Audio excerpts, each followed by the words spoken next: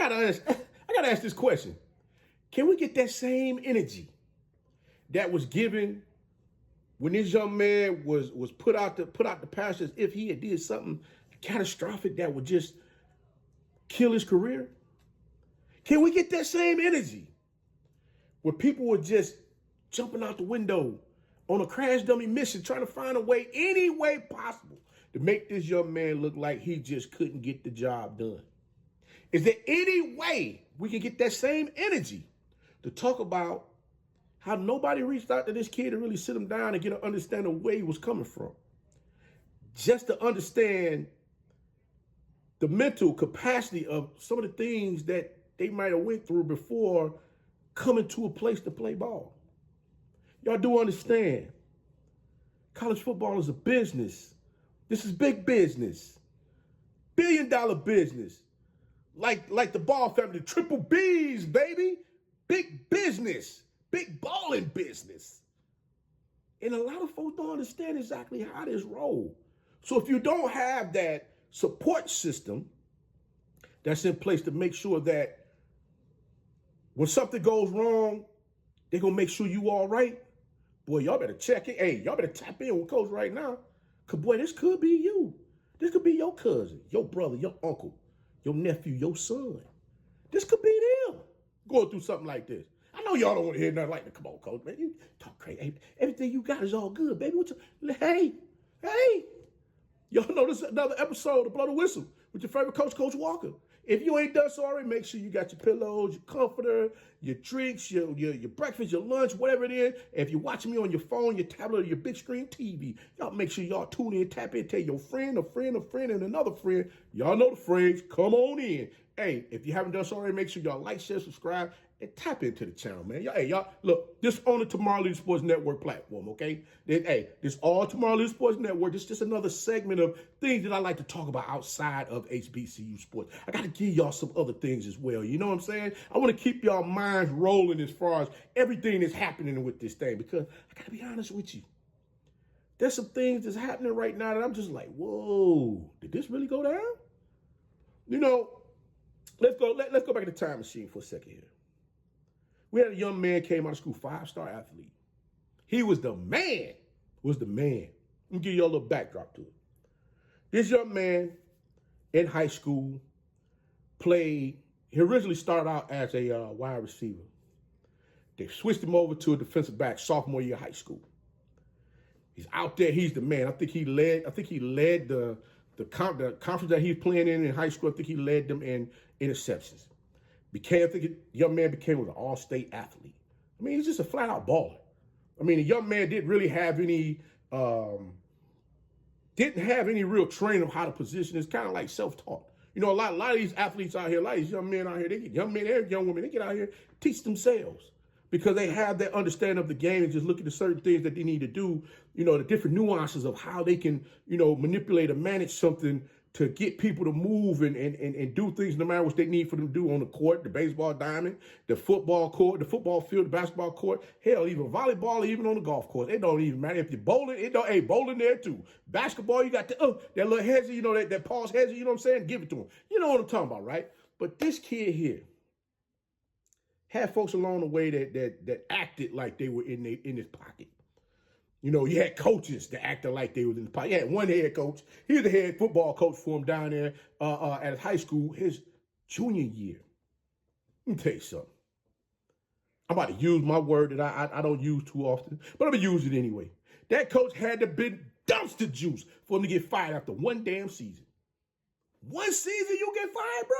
Come on, dog. Come on, dog. One season. You out of there after one season. That means you wasn't hitting no...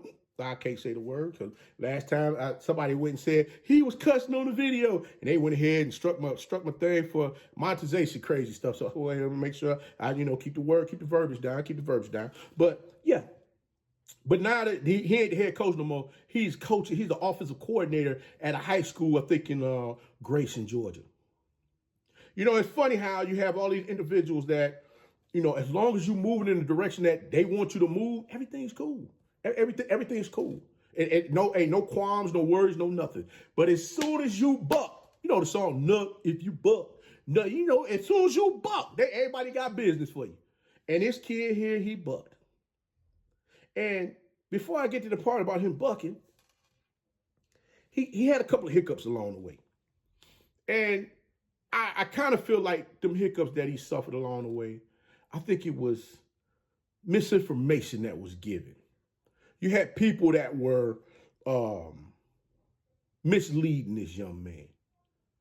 Some of it falls on him. I'm not going to say all of it don't fall on him, but I'm going to say some of it falls on him, just like some of it falls on the people that want to, you know, try to maneuver him in the manner which they want to move him. Because see, this game here, when it comes to recruiting, everybody's looking for their pound of flesh. Everybody's not willing to just do this for the love of making sure they get a kid to a particular school, you know, for them to go compete and be, you know, be that great athlete that they know that they could be. They're trying to find a way to maneuver kids to go where they want them to go because they want a piece of the pie. Hey, they probably looking for them an opportunity for them to get in there and get them a new coaching job where they can go ahead and have that claim to fame. Say, hey, look at me, I'm over here with the crew. We getting down, we getting to it. I'm getting paid now. But you don't understand, if this kid don't produce, guess what? You up out of here anyway. See, the kid I'm talking about is none other than Cormani McClain, if you ain't guessed it by now. Young man went to Colorado. Showed out Colorado. I ain't gonna say, he can't say showed out Colorado. Got to Colorado, had a rough time, as we were told. You know, you had some folks out there putting up clips of Cromani. You got people are so destructive. And I'm trying to make sure I present this properly. People are so destructive with things that they want to do or find a way to try to make people look to the masses because they not moving the way that they wanted to move. And, you know, yeah, Cromani was upset because he didn't get opportunity to start. He thought he was going to start, but you got to remember now, you got Travis, you got, who are they? You got Travis, you got Shiloh, and you got another kid out there on the other side that's playing. And I'm sure he was told, he was given insight that he's probably gonna be the starter coming to Colorado. And it wasn't gonna happen that way. I mean, you know, it's just not gonna happen that way. And from my understanding, from looking at how everything went down when Travis got hurt, Cromani was playing behind him. So that leads me to believe that, yeah, Cromani, you know, thought he was gonna get some playing time out there on the field, and it didn't happen that way his freshman year. So, yeah, you start hearing the rumblings, and all of a sudden you get the stories about him missing practice, him being afraid to come to practice, him not doing God knows what. I guess wasn't going to school or whatever have you, saying he had to go to the bathroom and would leave practice. You know, just a bunch of chaos going on. And, you know, I had the story drawn up a while ago that I'm going to talk about. But now I'm seeing this young man reemerge once again as one of those athletes that people, y'all wanted to drown this kid, drown his hopes of getting out there and playing collegiate football. And now he's come back, rising from the ashes, letting y'all know, guess who's back. Yes, the young man went through all of the turmoil that he went through while at Colorado. Now he's on a scholarship at the University of Florida. Now I know some of y'all are like, oh, coach, that don't mean nothing. He wanted to come back to Colorado. Did he really? Did he really? Because I have to, I wonder why put in the work if he didn't want to come, if he wanted to come back to Colorado, why he just didn't boat back and go to Colorado? It wouldn't have been a good fit for him. No way. It made no sense. One thing for certain is this, kids. If you leave a situation, you never go backwards. Ladies, if you leave a man, you don't go back to him. You keep moving forward. Same thing, man. You leave a woman, you don't go back. You keep moving forward. That's something that we don't understand. That goes with everything in life. You always move forward. You don't go backwards. But looking at this young man and how he's progressed, I mean, yeah, he got a little playing time last season out there for the University of Florida. For the Gators, played 3 games, had 5 tackles. Once he had a half a sack, and also he had 1 interception, 1 pass breakup on the season. Young man, I gotta give him his props. One thing that people don't really talk about is the journey. We all go through journeys in life, and sometimes where we end up is not where we sometimes where we end up isn't the place that we expect it to be in the beginning. But as long as we continue to keep moving forward, things will keep moving in the direction that they need to move forward, as long as we're putting in the work to get things done. See, Cormani, I believe, had, from some of the articles that I've read about this young man, throughout his travels, as far as where he's at now, he went through some things as far as with coaches telling them things that just didn't add up to what really needed to go down. Like I stated before, the head coach that was his junior year head football coach in high school. I mean, this man here, you got him going to the Under Armour All-American game, sitting there watching what's going on. And this young man, Cormani McClain is like a sponge. He likes to sponge up information to learn exactly what's going on. And I'm glad to see that, I'm glad to see that the head football coach down there at the University of Florida, or someone within the organization, has sat down with this young man to understand his mental as far as where he's coming from, to continue to keep moving this young man forward in the direction that he needs to go. And that's something that oftentimes isn't done when it comes to athletes, as far as making sure that they have the necessary connecting pieces around them to make sure that they are successful, to make sure that they forge forward.